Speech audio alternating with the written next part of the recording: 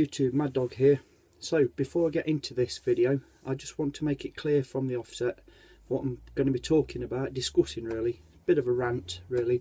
These are all just my personal opinions. I'm in no way, shape or form trying to offend anybody. If you have a difference of opinion, I respect your difference of opinion. Please don't take it personally. This is just my opinion. It's a subject that I feel strongly about, passionately about, and just wanted to get it off my chest really. So I apologise in advance excuse me if I do offend anybody. But basically this is a little rant video about self-defence in the UK, in England. Now, as many of you probably know, I'm very pro Second Amendment. I do really strongly believe and feel we should all have the right to defend ourselves and our families, our loved ones. And the law, especially in the UK, is set dead against that from happening. It's ridiculous. Now, as many of you probably have seen in the news, in the media recently, that over here in England we've been subjected to yet another horrific terrorist attack in our capital, in London. And my deepest sympathies to all the families, anybody involved in that. It's a horrendous thing to happen, you know, it's shocking, it really is. But where I'm going to with this is, we always hear a lot of these do-gooders, you know, the people that are anti-guns, you know, anti-self-defence if you like, saying, oh, ban all guns, we don't want a gun state and all the rest of it. Well, where are you people now?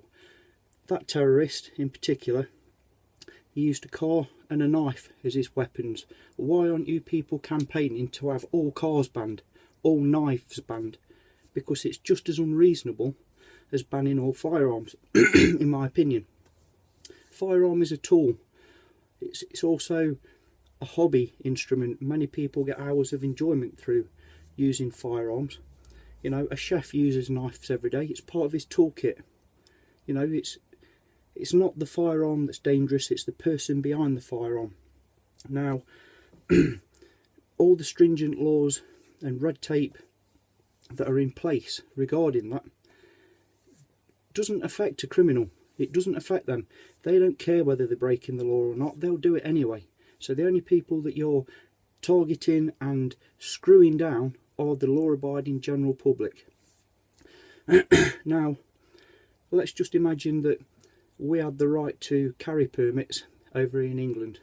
Once that terrorist had weaved through the pedestrians, causing mayhem, injury and death, and he dismounted his vehicle, he then went on to attack a police officer and stabbed that poor old fella.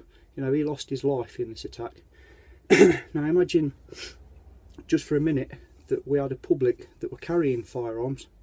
Hopefully there would have been somebody out there with enough about them to take that, I'm not going to swear and cuss on the family channel, to take that, I'll say the word x-ray, bad guy, take that x-ray down before that police officer was injured or killed. Even the police officers, they should be armed in my opinion, they really should. In today's day and age, it's a brilliant deterrent. You know, it's a last ditch resort to actually draw your weapon and fire at somebody, but the deterrent is always there. Now, like I say, it's something I feel very strongly about, I really do. You know, again, we're not looking at banning all cars. There are hundreds of hit and run cases recorded every year in the UK. A car is just as much of a weapon as a firearm. Now, if people have had the correct training, the correct licensing, the correct inspection procedures, why the hell aren't we allowed to bear arms to defend ourselves? It's ridiculous. You know, we had a case recently over in the UK where a chap, an elderly chap, was coming back from an off licence. He got a carrier bag with 4 tins of beer in the carrier bag. Excuse me, let's have a swag of water. I get dry with this because I'm passionate about this. This chap was attacked by 2 young kids, both wielding knives, illegally in a public place to start with. They threatened this bloke, you know, they're mugging him basically. And out of self-defence, this old guy had smashed one of these youths with his carrier bag of beer and, you know, caused them some injury, and the other guys fled. The law tried to prosecute the old chap for an offensive weapon and an assault charge. The two youngsters were underage, they were minors, less than 18 years of age, so no proper prosecution charges were brought against them. They were carrying knives, attacking this guy. He was he was defending himself, and he was the one who the law looked at to prosecute. I mean, I don't make sense of that at all. I don't know if I'm offending anybody, and I hope I'm not. I'm not going out my way to do that. Crying out loud, what a nanny state we're in over here in the UK. The same can be said for speeding offences. Law-abiding citizen, I always pay my taxes, I'm always insured and MOT'd in my vehicle. I stay within the law as best as I can, like 99% of us. But we have these speed umps, you know, traffic calming measures as they call them. I don't know why they call them that, because they just wind me the hell up. Anyway, so the joyriders come along, they'll steal your car, and they think they're great. Let's see how airborne we can get over these things. They don't care about the damage to the car. They still don't care about breaking the law and the speed limit. They think it's great. All it's done is affect everyday law-abiding citizens like myself, who now have to constantly replace ball joints and suspension parts because I'm having to bounce over these bloody awful speed bumps every day to and from work. I mean, where's the sense in that? Let's target the criminals, let's make the punishment fit the crime, and me personally, we should be allowed, going back to the original subject, to defend ourselves and our loved ones. You know, I'm sorry this is a rant, but whilst I've got a small audience, I just wanted to get my point of view, my opinion, that's all it is, nothing more, excuse me, out there.